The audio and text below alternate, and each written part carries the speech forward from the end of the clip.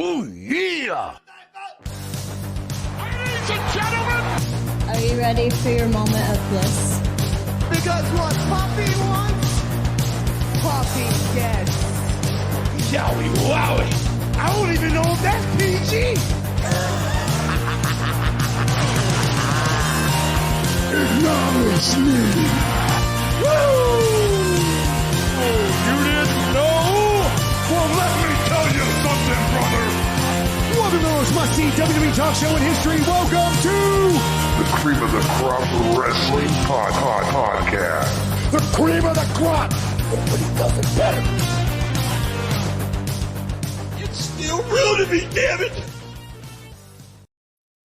Hello and welcome. This is the bottom line of WWE Royal Rumble 2023. You're listening to the Cream of the Crop Wrestling Podcast, the podcast that Gary Busey would probably be a special guest on. We are the tag team champions of the program. I'm Patrick. And I'm Rob, and we'd like y'all to embrace the Kingdom of the Madness by be sure to like, share, and subscribe. Pat, If anyone knows adrenaline. Gary Busey, let him know we're looking for him. That got me, man. But the adrenaline, it's in my soul. I'm telling you right now, every thought's out of control. I'll tell you what, Rob, if you don't enjoy the Royal Rumble, I don't know how you can call yourself a wrestling fan. It's the best show of the year. Even a bad Rumble is a good show, and this was a really good Rumble, so that made for a really fun and a really great show. This was a really well-paced and a really well-booked Rumble. If you give us one word to describe this Rumble, Rob, what would you give us? Refreshing. Well, before any match could get started, we got the first surprise of the night, which is the return. Pat McAfee, Rob. He joins Corey Graves and Michael Cole on commentary. Let's get started with the first match of the night, which was the men's 30-man Royal Rumble match. Gunther and Sheamus entered number 1 and number 2, giving us a callback to Clash at the Castle, but business ended up picking up when Brock Lesnar entered at number 12. Lesnar was eliminated by Lashley, who drew number 13. Seth Rollins came out at number 15. Rey Mysterio was supposed to enter at number 17, but we wouldn't even see Rey because at number 18, Dominic Mysterio came out wearing his father's mask. We got a great surprise in a return for Edge at number 24, and he immediately went to exact revenge against the Judgment Day, eliminating Damian Priest, getting eliminated by Finn Balor, but then turning around and eliminating Finn himself, and they battle it up the ramp. Rhea Ripley steps out to intervene, only to be speared by the Glamazon Beth Phoenix. Number 29 would be a surprise because Logan Paul would join the fray. Paul came in and actually eliminated Seth freaking Rollins, only to be eliminated by number 30, Cody Rhodes. It came down to the final four, which was Gunther, Rollins, Austin Theory, and Cody Rhodes. Theory gets eliminated by Seth and Cody at the same time. They work together. We get to see Seth and Cody hit 2 pedigrees. Seth hits a pedigree, then Cody hits the pedigree, each on Gunther. We get a back and forth between the two, rehashing their rivalry, but Logan Paul was on the outside playing possum and eliminates Rollins. Cody eliminates Logan Paul, and then Cody and Gunther battle it out one-on-one to end the match, with Cody Rhodes eliminating the ring general and punching his ticket to WrestleMania 39. What do you think about this Royal Rumble match, Rob? This was a really good Royal Rumble match. The winner was never in doubt. Similar to the Triple H story of 02, they pretty much were like, this is the redemption of rehabilitation from his injury, coming back, Cody's going to win. But I didn't care because this whole match was so much fun. They had so many things that they set up down the line, and then so many face-offs for things that could potentially happen down the line. So one of the things we got is early on in the match, of course, you had the callback that you talked about with Gunther and Sheamus, but then we also got Drew McIntyre coming down earlier. So the Banger Bros, they had it out where they were just, beating up guys left and right. But later in the match, Gunther illuminates both of them at the same time, and they both kind of give a look at each other and a look up to Gunther. Thing I hope it sets up is I would love an Intercontinental triple threat between those three at Mania. I think that would tear the whole entire house down and be the best match of the entire weekend. I hope it happens, fingers crossed, and Sheamus can finally get his IC title reign that he's never had. But then you also got little things in there where, it set up the Lashley-Lesnar match, and we're excited for that. But you got a Gunther-Lesnar face-off. That was awesome to see. We got Strowman and Omos kind of reliving their little rivalry there for a little bit, and Strowman getting the the elimination there on the big guy. That was fun to see. This has been all over TikTok. The Logan Paul Ricochet spot. So there was a spot near the end of the match where they're on the opposite side of the ring and they each go for a springboard clothesline on each other and they meet in the middle of the ring midair and have a hellacious collision. Just a hellacious collision. It was an excellent spot. And then another match that they set up that I think we all kind of saw coming, but we were just waiting for it to happen. And I hope it happens more at Elimination Chamber, and I think it will once we talk about the women's match later. But it's a mixed tag with Edge and Beth Phoenix against Rhea and either Dom. I'm gonna assume more Finn, more Rhea and Finn makes sense based on the story that we're getting. So that's another one that we're going to be waiting for down the line. And so yeah, there really is not a whole lot in this match that you can say was not very fun. You talked about Logan Paul, Seth Rollins. That's something I didn't even think about until it happened. And I think they could absolutely tear the house down. So this match was paced really, really well. There was, when I say this is the only disappointing thing to me about it, and that's just because I wanted to see more, is Montez Ford lasted all of like a minute, and that was it. I think to me, he's a guy on the rise. I want to see more of him. But this was in the end, this whole show was about Cody Rhodes getting redemption, coming back and claiming his title shot for WrestleMania. But also the other two things that happened is a setup about 3 different WrestleMania matches we're gonna get, and it also took the star power that Gunther's already created and it just elevated him to just another level of just putting him at that level where, in all reality, he's probably the number 2 heel when it comes to SmackDown behind Roman Reigns. This just, to me, just really solidified that. Overall, this Rumble was spectacular. I really, really liked it a whole lot, and I highly recommend a lot of people, if you hated it, if like there's a lot of hate that we're getting, if you're one of those people, go back and rewatch it. Just go back, rewatch it, and let me know. Like, tell us what really upset you about it. Was it just because Cody won, or Yeah, or was there actually comment down something below. else about Tell it? us. Tell us what you really Yeah, think. Give us a comment down below. Well, let's move on to the next match of the night, which was the Mountain Dew Pitch Black match. LA Knight versus Bray Wyatt. This is a no disqualification match under black lights. Bray Wyatt came out, even having the Firefly Funhouse puppets forming down the ramp in people form, Rob. Wyatt had his somewhat normal wrestling attire on, except with the lights on, all you could see is he had black eye paint, and I believe it was kind of gold things. But once the lights went out, with the effect of the black lights, we could see the true Bray Wyatt. He had black light paint all over his face and head and down his arms, had some crazy red contacts in, and it all only showed up under this black light.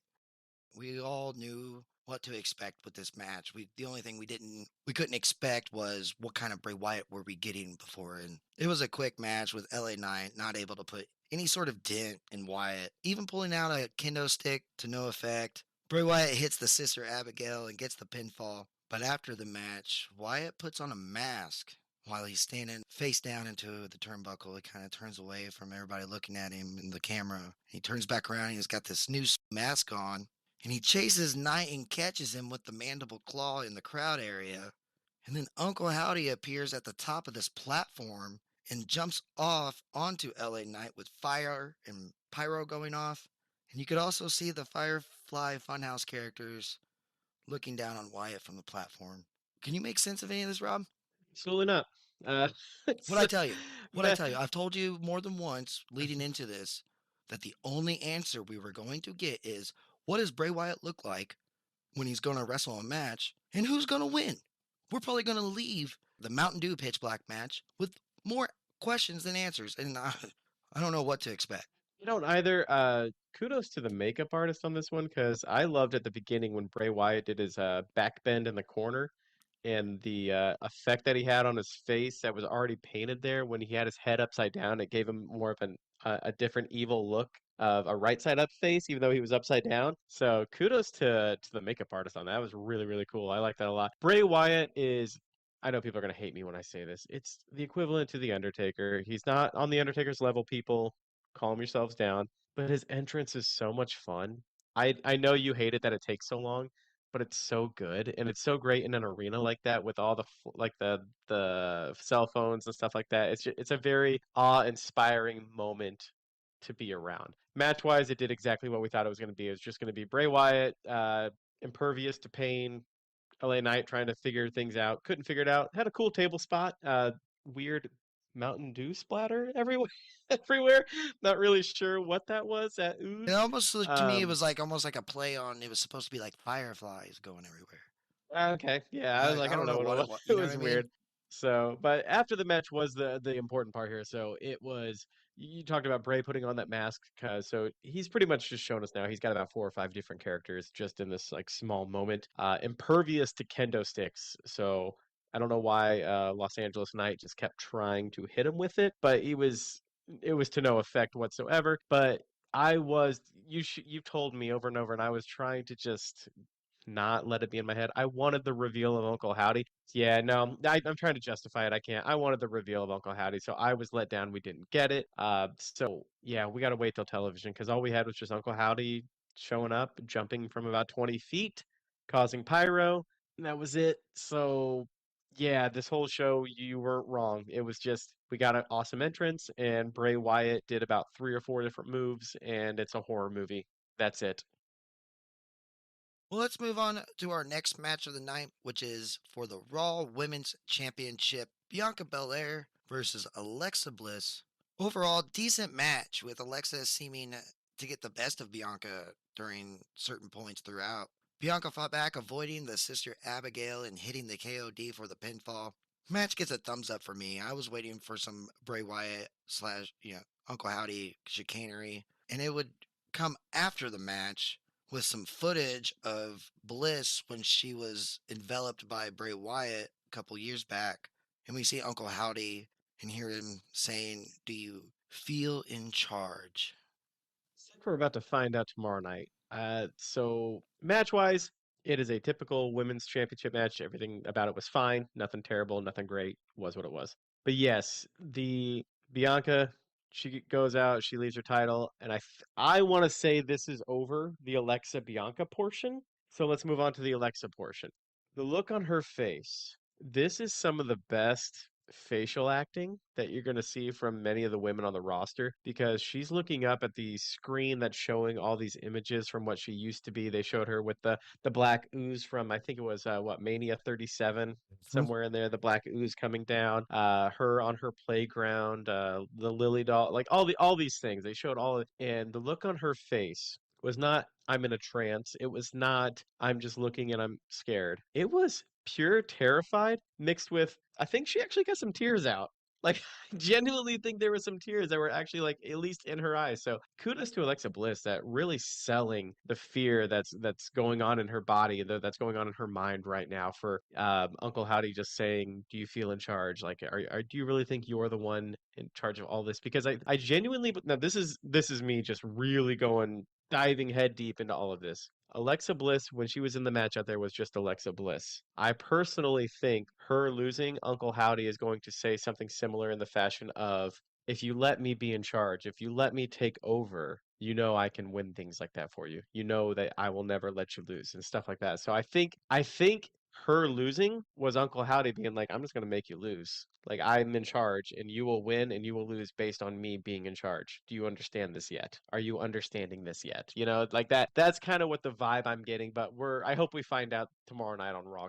Moving on to the Women's Royal Rumble match, starting with Rhea Ripley as number one and Liv Morgan number two. This was a surprise seeing how Liv always, she talked it up for weeks wanting to be number one. But hey, number two is still technically number one, is it not, Rob? I mean, according to us, it is because you're in there the same amount of time. But according to WWE lore, number one has way harder of a challenge than number two. Well, this match had it all, so I'm going to run through some entrants here. And we got Bayley at number 6, Roxanne Perez from NXT at number 8, followed by Damage Control, the rest of Damage Control, Dakota Kai and Io Sky at numbers 9 and number 10. Natalia returned at number 11. Zoe Stark from NXT was number 13. Becky Lynch was number 15. Asuka came out at number 17. She had new music, she had a new mask, and she revealed her face, calling back to her old Kana gimmick. She's back to being the murder clown. We got a great surprise at number 18 as Dewdrop, scratch that because it's not Dewdrop, it's Piper Niven finally re-debuting with her original name like she so much deserves. Very happy to see Piper. We got a surprise in Chelsea Green, wife of Matt Cardona, aka Zack Ryder at number 20. Michelle McCool, The Undertaker's wife. She was sitting ringside with her daughters the entire night, and her music hits, and she enters the match at number 25. She had a good showing as well. I was pretty impressed with Michelle McCool. Indy Hartwell from NXT at number 26. But my favorite surprise of the match came at number 30. Nia Jax makes her return to the WWE at number 30. It took 11 women to eliminate Nia Jax, calling back to the Maven Viscera spot. It came down to the end, to the last four being Nikki Cross, Liv Morgan, and Rhea Ripley, along with Asuka. Nikki was eliminated by Liv. The last three women were battling out on the apron. Asuka used the blue mist, got Liv in the face. Then Rhea eliminates Asuka. Liv Morgan and Rhea Ripley fight it out at the end, with Ripley punching her ticket to WrestleMania 39. What do you have to say about this match, Rob? This was a really fun women's rumble match. This is another one of the ones that I think comparatively to is actually might be the best women's rumble match we've had so far. I like the original one, but I think that's just because it was the first and there was nostalgia, a lot of nostalgia pop. So, but I think as a total match, this might be the best one. Don't quote me yet on that. Don't give me some time to really let that sink in. Overall, I thought this was a really well-paced match. And again, kind of like the first one, they put bigger stars kind of intermittently throughout this whole thing. So you didn't get that lull. Sometimes in Rumbles, we get that lull. And that's that numbers like from 8 all the way to about 21, where it's just nothing but mid-carders and just people that you know aren't going to win. But we don't, both of these Rumbles didn't give us that. We had, during that time, you had Bailey come out. You had Becky Lynch come out. You had Shayna Baszler, which I know Shayna's been downgraded, but we like Shayna still could, in the right light, could be a top person. We got the Chelsea Green return, so there were stars intermittently throughout. Damage Control. You talked about them early on being put in there together. I think you calculated 15 total eliminations that were from Damage Control throughout this match. They dominated that whole first half of the Rumble. Five. Okay, yeah, so five each. So all three women looked really, really good. This is actually the best I thought Damage Controls looked, where I will say the booking on Raw has been very much kind of like, we're kind of over this. I thought they actually looked very, very good in this Rumble this year, and I thought it actually made the crowd hate them in the way that we want them to be hated. So that was a very cool thing. And again, the one thing about this that I liked about the others is the two women that were number one and two, they weren't just hanging out. Like they had spots throughout the whole match where they were involved. Like Rhea Ripley herself busted in the face. There was a moment in there where she kind of gross, but rubbed her own blood and then put it on her tongue and was really gross. And apparently there was also, I guess she dislocated her kneecap sometime in the match and then put it back into place. Something. Yeah, she was talking about that. So very intense as well. But let's talk about the most important ones here. Becky Lynch comes down and she gets beat up by all three members of Damage Control. I knew they had some sort of spot on the outside of the ring. Get back in the ring. Becky eliminates two of members of Damage Control. Bailey eliminates Becky, and then Bailey then gets eliminated herself. So that takes care of Bailey and Becky, who are contenders to win this. But I thought that just is going to further propel the Bailey Becky feud. So that was really, really good. But that Asuka pop, when Asuka came out, that crowd came unglued. And then when she took off that lion mask, I don't know what the term would be, but even more unglued. And everything about that just screamed brand new Asuka, brand new top star. And they booked her like one too. Like she went in there and her move. And again, this could be, I want to see it because it's a new look. Maybe it's no different. I thought her moves looked more crisp. I thought she looked a little quicker. I thought everything about her just seemed a little bit more intense. And so I don't know if it's, again, just visually a new look or if it really was that way. So I thought the introduction of Asuka the way it is now just adds another top star to the element that the women's was missing, especially Asuka was missing. And then I am with you, dude. I was calling Nia Jax being a return. I was very happy to see her. I thought her coming out was just a fun pop. Let's just go under the assumption because she's on Raw, Rhea is going to face Bianca. Well, let's just go with that assumption. Charlotte needs a WrestleMania opponent. And Nia Jax is not a bad choice. Like that's a great monster heel if you want someone to face off against Charlotte. Now we have our own opinions who that could be. We'll talk about that later down the road here in a few months. But that just adds another person that Charlotte could face at Wrestle because you're looking for an opponent for Charlotte right now. You need to put someone on a poster with Charlotte because that is one of your top stars. You need to give her a big monster heel if you're making her this over the top baby face right now. I think Nia Jax adds so much to this, and I liked the ending. I enjoyed the Final Four. Nikki Cross kind of threw me off for a little bit. I wasn't expecting Nikki Cross to be in the Final Four, but good for her. But Liv Morgan goes the distance. Rhea Ripley completely goes the distance, same way, does win the match. But Asuka's there at the end. It kind of solidifies her coming back as a main eventer. So I thought the only thing that was missing from that Final Four for me was Raquel Rodriguez. I think she could have She lasted had a a little great bit showing longer. as well. Yeah, she had a good showing though. She did 3 eliminations, I believe. So she came out. She came out later on in the match, at like in the late 20s. But she came out and had a great showing. I think if anything you could say about anybody in tonight in both Rumble matches, no matter the time, we'll call back to what you said about Montez Ford. No matter what their time was during this pay-per-view, this premium live event, they made it count. They went out there and they made their time. Chelsea Green was in there for the snap of a finger, and she talks all her way down the ramp, and it's a great spot. Like they worked well and made the best with what they were given, and you got to hand it to them. I think this was all very well done.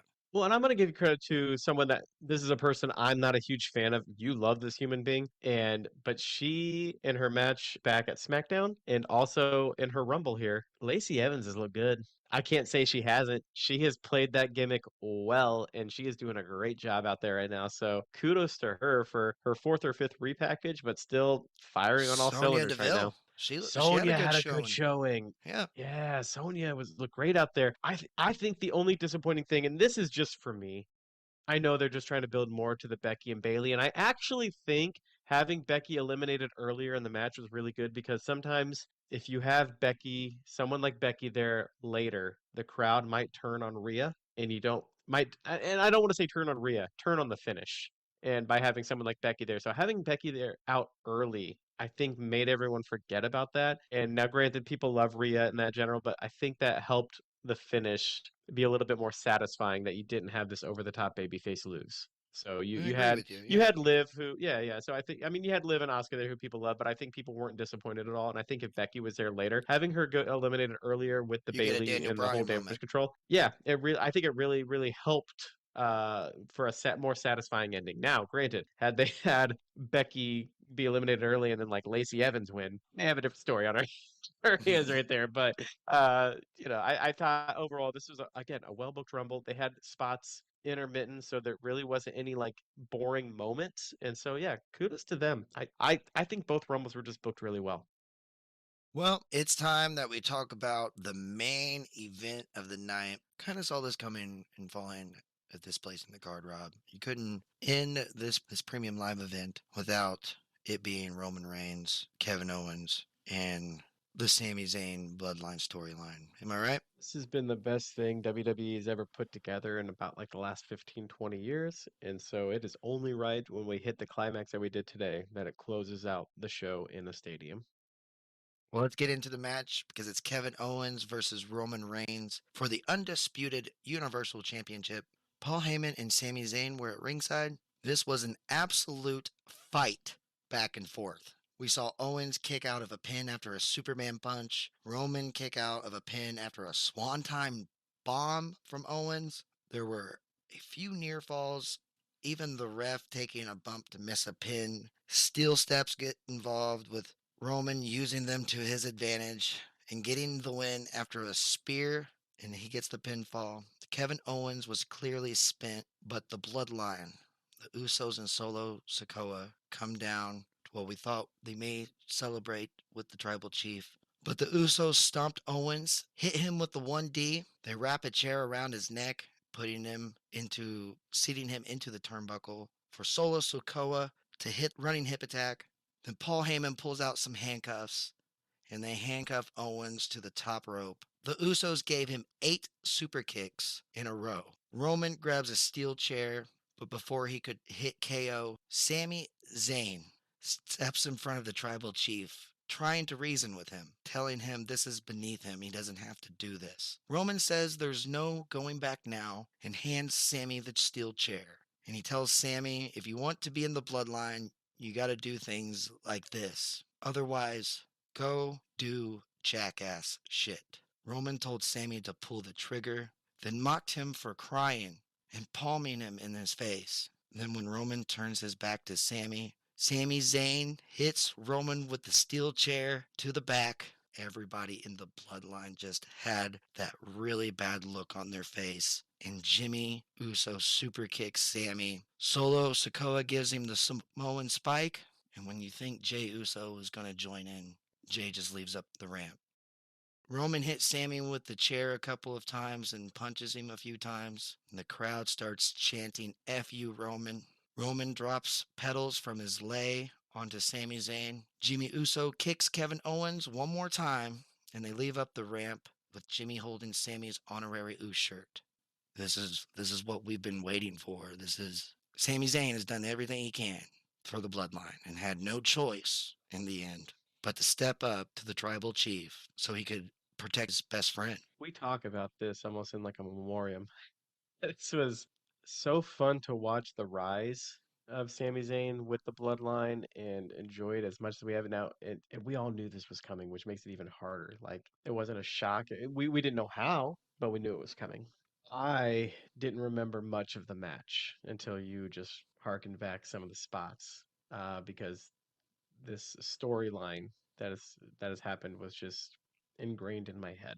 It is hard to put into words kind of the sadness because this has been the best thing on WWE television for when they're on Raw together, but especially for SmackDown. I mean, they cover about 50% of SmackDown. The other 50% of SmackDown's a little rough. So I'm kind of curious on how they're going to continue on with this. But I want to give everyone in the bloodline so much credit for the role that they have played putting this thing together. Jay never believing in Sammy, and then when Sammy proved himself at War Games, no one was more of a defendant than Jey Uso was. And then when Sammy just put that chair to Roman's back and turned on the blood, turned on the family, Jay's heart was broken, man. Something else was that one of the first people to react to that was somebody that we saw that we thought was the closest person to Sammy in the bloodline, and that was Jimmy. Jimmy did not hesitate. No, he did not. Jimmy is a loyal soldier through and through. Him and Solo, they are whatever Big Goose says, they are going with it. And so they are loyal soldiers through there. But man, Jay's heart, like I wasn't expecting that reaction. I think that was Paul, the only for me. What's that? Paul Heyman, his reactions throughout all this, or like He was great. you have to give credit, like you said, give credit to every single person that has had a role to play in this storyline. I know this is what we've been waiting for, and I know this isn't the end, but this is climax of Act 1, and we're moving on to Act 2, and it's the final act. Yeah, I mean all that's left now is just Sammy to pick up the pieces and him and we safely assume Sammy and Kevin are going to join forces to try and go after the bloodline. But the biggest question we have going in now for these next few weeks is Jey Uso. That's the one we need to talk about. Was Jey just heartbroken and just wanted to walk away from the situation, but he's still loyal to bloodline? Or was Jay upset with how Roman handled Sammy with all that situation, and is he disassociating himself? So that's to me right now, that's the biggest question. I think the Sammy leading down the road of where they're going is pretty obvious, but Jay is a tag team champion with brother Jimmy. So is Jay gonna stick around for that? Is Jay too upset? Like there's a lot of variables here, and that's what makes this so intriguing because that was one part as predictable as this all was. We knew the turn was coming, we knew something was happening. That Jey Uso part was the only thing that was a shock to me. That was like over the top. Oh wow, that's not something I expected to happen. I'm I with you. wasn't expecting his emotions to hit that way, and I wasn't expecting him to walk out crying. I thought he would just be angry and just join. Now, it could also be we're not, neither me or Pat are human beings that can study human emotion. That's not what we do. But the other side of this is Jay could just be so upset that he finally trusted Sammy, and Sammy broke his heart, and he just didn't have the heart to be there anymore. He just wanted to walk away because he's hurt by it. That's all. And that's fine. That's that's understandable. So that could be one thing as well. But man, the promos that we're going to get in these next few weeks for the build-up of the storyline of what's going to happen next between Jay is going to be great. Between Sammy and Roman and Paul and Kevin, I'm excited for. And then, generally, so WWE is the best when it comes to like video packages. Sometimes it's a little overkill, and sometimes I'm kind of done and over it. I will go back when they finally get to, whether it be WrestleMania or Elimination Chamber, when this finally is going to come to a climax for the final battle, if you will. That video package is going to be one that I am probably going to play on YouTube for my own personal self for years to come. This story has touched my heart in so many ways because Sammy has just been such a joy to watch, and his interaction with all of them has been so miraculous, and I'm so sad that that's all over, but I'm so intrigued on how it goes next and what the final conclusion ends up being. Thank you for listening to Cream of the Crop Wrestling.